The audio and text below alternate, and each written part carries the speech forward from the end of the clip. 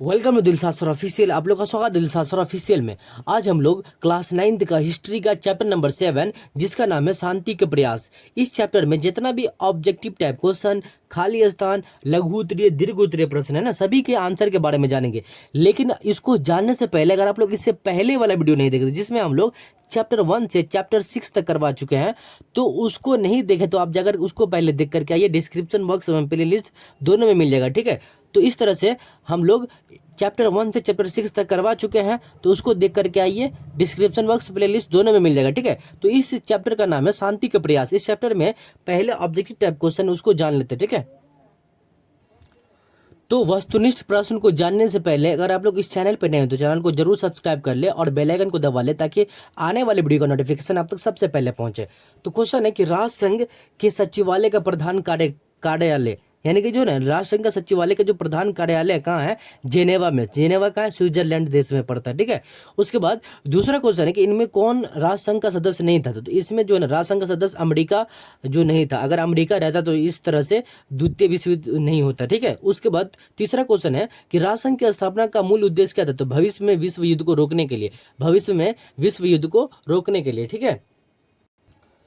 चौथा क्वेश्चन है कि राष्ट्रसंघ की स्थापना कब हुआ था? तो 1920 ईस्वी में, 10 जनवरी 1920 ईस्वी को राष्ट्रसंघ की स्थापना हुआ था। पांचवा नंबर क्वेश्चन है कि निम्नलिखित में से कौन सा संयुक्त राष्ट्र संघ की विशेष एजेंसी है? तो अंतर्राष्ट्रीय मजदूर संघ जो है ना, ये विशेष एजेंसी है। उसके बाद छठा नंबर क्वेश्चन है कि संयुक्त राष्ट्र संघ का मुख्यालय कहाँ अवस्थित है? तो संयुक्त राष्ट्र संघ का मुख्यालय न्यूयॉर्क अमेरिका में स्थित है, ठीक है। उसके बाद सातवां नंबर क्वेश्चन है कि संयुक्त राष्ट्र संघ किस सम्मेलन का सफल परिणाम था? तो संयुक्त राष्ट्र संघ जो है ना, ये सैन फ्रांसिस्को सम्मेलन का सफल परिणाम था, ठीक है। आठवां नंबर क्वेश्चन है कि वर्तमान में संयुक्त राष्ट्र संघ के कितने सदस्य हैं? तो यहाँ पे 192 दिया हुआ, लेकिन अभी वर्तमान में 193 सदस्य है, ठीक है। वर्तमान में 193 सदस्य है। उसके बाद यहाँ पे अति लघु उत्तरीय प्रश्न दिया हुआ, अति लघु उत्तरीय प्रश्न, जिसमें पहला क्वेश्चन है कि सुरक्षा परिषद में कितने अस्थायी और कितने अस्थायी सदस्य? तो 5 अस्थायी और 10 अस्थायी सदस्य, ठीक है। 5 अस्थायी और 10 अस्थायी सदस्य। उसके बाद दूसरा क्वेश्चन है कि राष्ट्रसंघ का सबसे प्रमुख अंग क्या है? तो आम सभा। आम सभा जो है ना राष्ट्रसंघ का सबसे प्रमुख अंग है। तीसरा क्वेश्चन है कि संयुक्त राष्ट्र संघ की स्थापना किस तिथि को हुई थी? तो संयुक्त राष्ट्र संघ की स्थापना जो है ना 24 अक्टूबर 1945 ईस्वी को इसकी स्थापना होता है, ठीक है। चौथा क्वेश्चन है कि संयुक्त राष्ट्र संघ का वर्तमान महासचिव कौन है? तो एंटोनियो गुटेरेस। एंटोनियो गुटेरेस जो है ना संयुक्त राष्ट्र संघ के वर्तमान महासचिव है। उसके बाद अगला क्वेश्चन है पांचवा नंबर क्वेश्चन, संयुक्त राष्ट्र संघ के चार्टर में कितनी धाराएं थी? तो संयुक्त राष्ट्र संघ के चार्टर में 111 धाराएं थी। कितना? 111 धारा। उसके बाद अगला क्वेश्चन है कि सुरक्षा परिषद में अस्थायी सदस्य की संख्या कितने थे? तो सुरक्षा परिषद में अस्थायी सदस्य की संख्या 10 थी और अस्थायी सदस्य की संख्या 5 थी, ठीक है।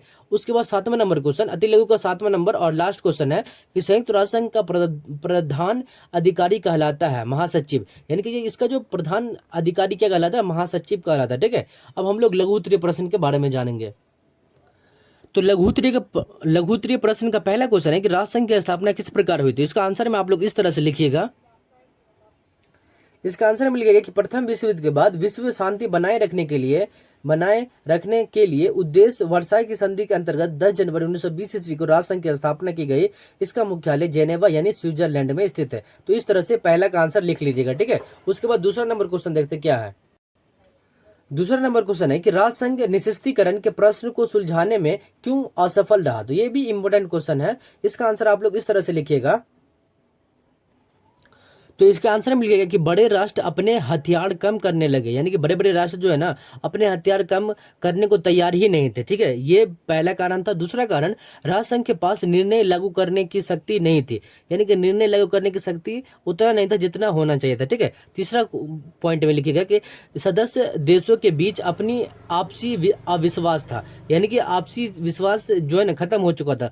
और चौथा पॉइंट में लिखिएगा कि आक्रामक देशों ने उसके निर्णयों की अवहेलना किया, यानी कि आक्रामक देश जो है ना, जो पावरफुल देश था, इसके निर्णय का जो है ना अवहेलना, यानी कि बात नहीं माना। ये कारण से ये क्या हुआ कि राष्ट्रसंघ निशस्त्रीकरण प्रश्न को सुलझाने में असफल रहा, ठीक है। तीसरा नंबर क्वेश्चन क्या है देखते हैं। तीसरा नंबर क्वेश्चन है कि राष्ट्रसंघ किन कारणों से असफल रहा, किन्हीं 4 कारणों को बताएं, ठीक है। तो इसका आंसर में आप लोग इस तरह से लिखिएगा। तीसरा का आंसर लिखिएगा कि अमेरिका राष्ट्रसंघ का सदस्य नहीं बना, यानी कि ये जो है ना सबसे बड़ा कारण बना कि अमेरिका राष्ट्रसंघ का सदस्य नहीं बना। दूसरा कारण, राष्ट्रसंघ के पास अपनी सेना नहीं थी, राष्ट्रसंघ के पास जो है ना अपनी सेना नहीं थी। तीसरा कारण, बड़े बड़े देश ने उसके निर्णय का पालन नहीं किया, बड़े बड़े जो भी बड़े बड़े शक्तिशाली देश था उसके निर्णय का पालन नहीं किया। चौथा कारण लिखिएगा कि जापान, इटली, जर्मनी जैसे देश के आक्रमक रोकने में असफल रहा, यानी कि ये सब देश को जो है ना रोकने में सफल रहा, क्योंकि ये तीनों चारों देश जो है ना राष्ट्रसंघ की बात ही नहीं मान रहा था, जिसके कारण ये असफल रहा रोकने में। ठीक है, ये सब चारों कारण था। चौथा नंबर क्वेश्चन क्या रहा है कि संयुक्त राष्ट्र संघ के उद्देश्य एवं सिद्धांत को लिखे। तो उस उद्देश्य एवं सिद्धांत इस तरह से आप लोग लिखिएगा। तो इसके आंसर में लिखिएगा कि पहला पॉइंट में कि विश्व में शांति और सुरक्षा बनाए रखना, ये इसका उद्देश्य था। उसके बाद दूसरा है कि देशों के बीच मैत्री संबंध बढ़ाना। उसके बाद तीसरा है कि मानव अधिकारों की रक्षा करना, और चौथा है आर्थिक, सामाजिक और सांस्कृतिक विकास को बढ़ावा देना। ये सब चारों कारण था। ठीक है, इस तरह से आप लोग इसका आंसर लिख सकते हैं। पांचवा क्वेश्चन है कि संयुक्त राष्ट्र संघ के गैर राजनीतिक कार्य कौन कौन से थे। ये इंपॉर्टेंट क्वेश्चन है, इसको लिख लीजिएगा आंसर इस तरह से आप लोग। इसका जो है ना पहला पॉइंट है कि शिक्षा, स्वास्थ्य और संस्कृति का विकास, और दूसरा पॉइंट में लिखिएगा कि मानव अधिकारों की रक्षा, और तीसरा शरणार्थियों की सहायता, और चौथा जो है ना खाद्य, कृषि तथा आर्थिक विकास में सहयोग। ये सब कारण से। और पांचवा कारण लिखिएगा कि प्राकृतिक आपदाओं में राहत के कार्य। ये सब कारण से क्या होगी, संयुक्त राष्ट्र संघ गैर राजनीतिक कार्य में कौन कौन से था, ये सब गैर राजनीतिक कारण था। ठीक है, और लघु उत्तरी का लास्ट क्वेश्चन है कि संयुक्त राष्ट्र संघ की किन्हीं 4 राजनीतिक असफलताओं का उल्लेख करें। तो पहला जो है ना उत्तर कोरिया के संकट में शांति स्थापना का प्रयास, उसके बाद सुएज नहर संकट का समाधान, और तीसरा कांगो में शांति की स्थापना, और चौथा नामीबिया की स्वतंत्रता में सहायता। ये सब 4 कारण जो है राजनीतिक असफलता का कारण, सफलताओं का कारण बना ये संयुक्त राष्ट्र संघ का। ये 4 कारण जो है ना सफल हुआ था संयुक्त राष्ट्र संघ का।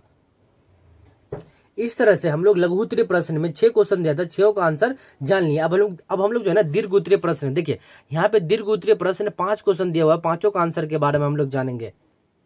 तो पहला क्वेश्चन है कि राष्ट्र संघ की स्थापना का परिस्थितियों का वर्णन करें। तो इसका आंसर जो है ना आपको स्क्रीन पर नजर आ रहा होगा, आप लोग इसका स्क्रीनशॉट भी ले सकते हैं, नोटबुक फेयर में लिख सकते हैं। ठीक है, दूसरा क्वेश्चन है कि राष्ट्र संघ किन कारणों से असफल रहा, वर्णन करें। तो इसका भी आंसर जो है ना आपको स्क्रीन पर नजर आ रहा होगा, चाहे तो आप इसका स्क्रीनशॉट भी ले सकते हैं, नोटबुक फेयर में लिख सकते हैं। ठीक है, उसके बाद तीसरा क्वेश्चन है कि संयुक्त राष्ट्र संघ के उद्देश्य एवं सिद्धांत का प्रासंगिकता बताए। तो ये इसका भी आंसर जो है ना आपको आंसर जो है ना स्क्रीन पर नजर आ रहा होगा। ठीक है, उसके बाद चौथा नंबर क्वेश्चन है कि संयुक्त राष्ट्र संघ के प्रमुख अंगों की भूमिका का वर्णन करें। इसका जो है ना आंसर आपको नजर आ रहा होगा स्क्रीन पे, चाहे तो आप इसका स्क्रीनशॉट भी ले सकते हैं, नोटबुक फेयर में लिख सकते हैं। ठीक है, उसमें नंबर क्वेश्चन है कि संयुक्त राष्ट्र संघ की महत्ता को रेखांकित करें। इसका जो आंसर जो है ना आप लोग को स्क्रीन पे नजर आ रहा होगा, और इसका आंसर अच्छे से लिखेगा क्योंकि ये क्वेश्चन पूछता है। ठीक है, और चाहे तो आप इसको नोटबुक फेयर में लिख सकते हैं। तो इस तरह से हम लोग चैप्टर 7 का जितना भी क्वेश्चन आंसर था, ऑब्जेक्टिव, खाली स्थान, लघु उत्तरीय, अति लघु और दीर्घ उत्तरीय, जितना भी क्वेश्चन था ना सभी का संपूर्ण क्वेश्चन आंसर जान लिए।